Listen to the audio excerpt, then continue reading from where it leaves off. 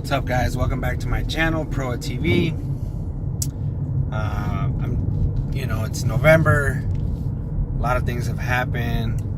I've been kind of busy. Haven't dropped a video in a while.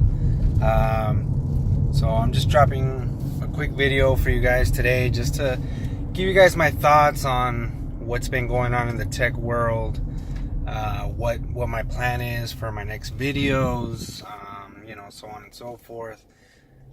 So let's get right into it.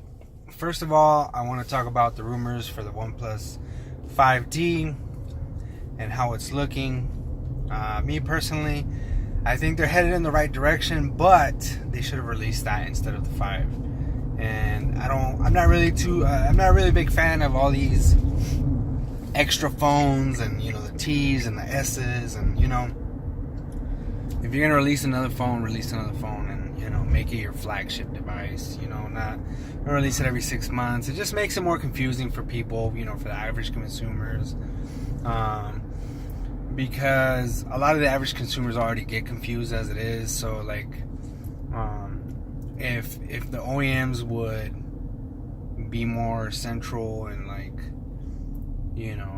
have a certain market, for everything, which they do. They have a certain market for everything, obviously, but I don't know. I love the phone.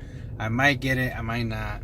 I'm a huge OnePlus fan, so love the specs that I've seen, the rumors. But we'll see how it goes. I mean, it looks dope. I like the form factor. I like these, bigger screen to body ratios that they're finally coming out with. Next phone I want to talk about is the HTC u11 Plus. Another one that should have been released a little bit earlier to compete. I like the specs. I like the 6 gigs of RAM. I like the display. I like that you can get 128 gigs plus internal storage, expandable storage, I meant. It's a dope phone. It's a really cool phone. Same camera as the HTC u11, so you know it's gonna be good.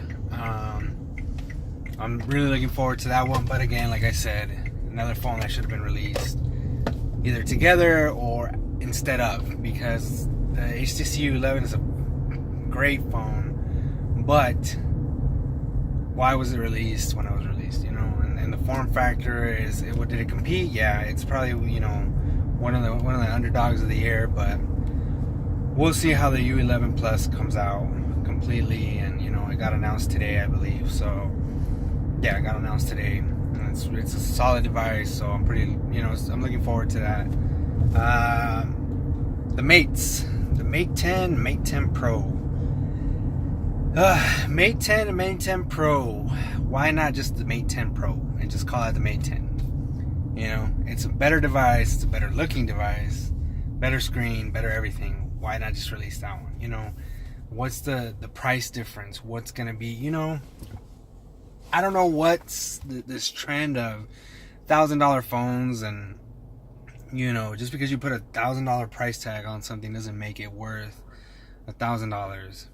So I don't know. As far as the 10 and the 10 Pro, last year's Mate 9 was at a good price. It was a good device. It had all the bells and whistles and some. Great camera, great everything. And they had the Mate 9 Pro too, and it was just a completely different version of it.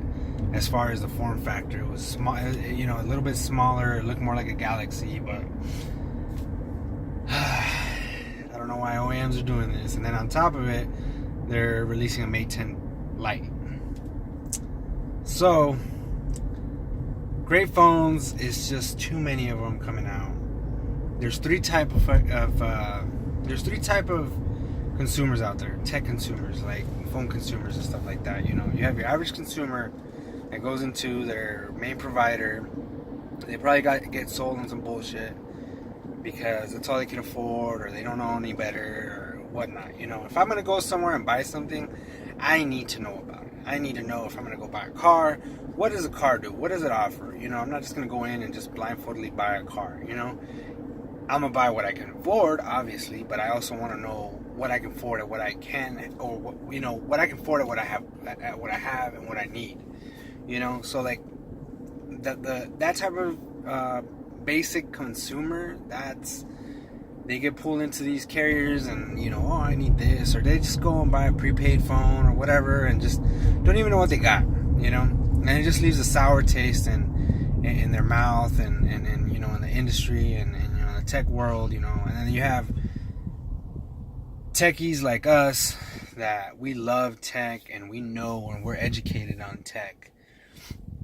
And you know, we go for the mates, we go for the OnePluses, we go for these underdog phones, or these phones that nobody has heard of, because we know what we're looking for.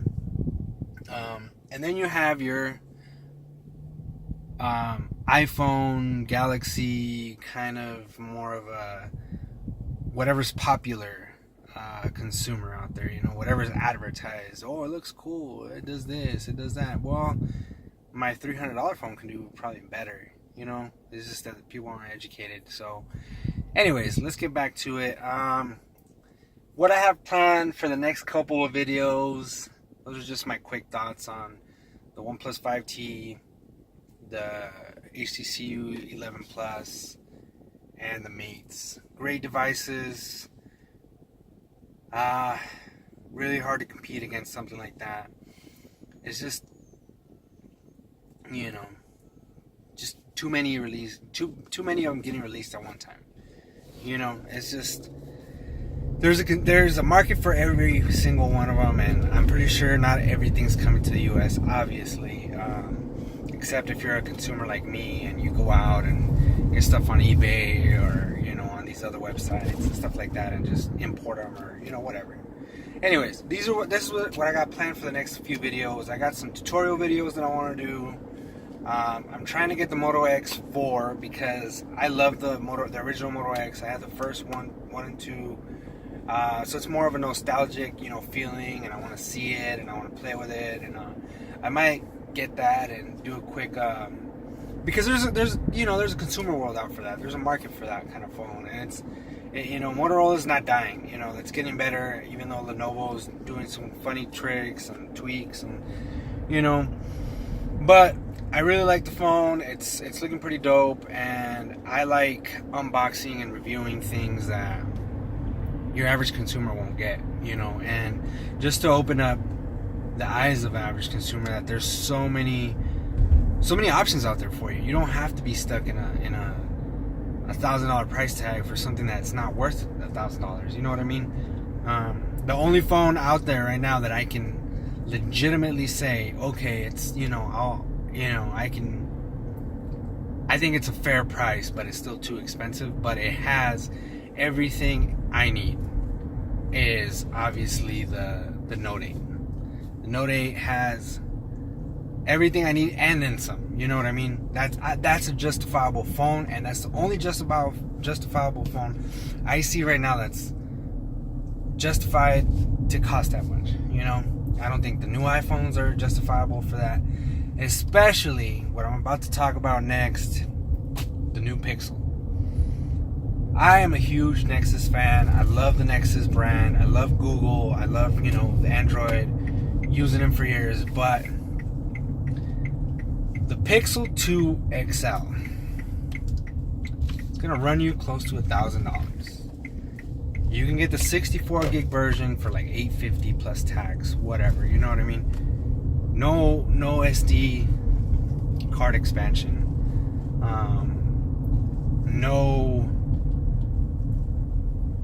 wireless charging. No headphone jack.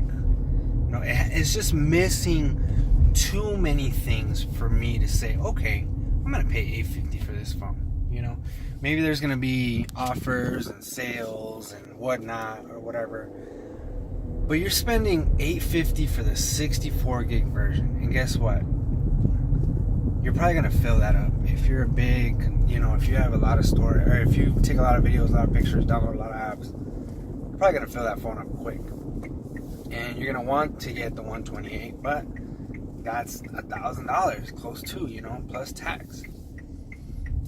So I'm more than likely gonna get the regular 2, the smaller Pixel 2, because not the XL, because at least at $650 I'm getting exactly the same thing as the 2XL, even though it's smaller. That's the only thing that you're looking at.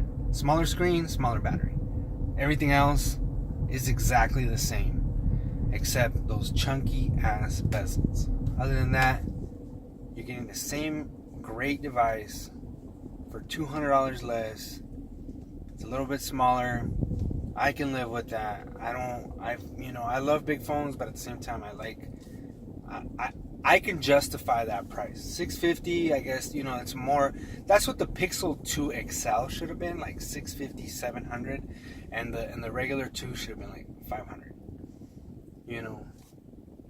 Just, I don't know what's going on with these $1,000 price tags, but not a big fan. Big fan of the Pixel phone though. Last year was a dope device. This year it's rated the best camera, so it was the Pixel 2, and then it was a tie with the Note 8 and the iPhone 8 right behind that. So great devices that were released this year, or within the last few weeks. I've been kind of out and doing a lot of stuff, and get my hands on new devices and do more videos for you guys. I've just been a little busy, and it's kind of hard when you buy your own video. I buy everything myself, so it's kind of sometimes I come out and buy a bunch of stuff, and then sometimes I take some time and buy things 2-3 months later or whatever.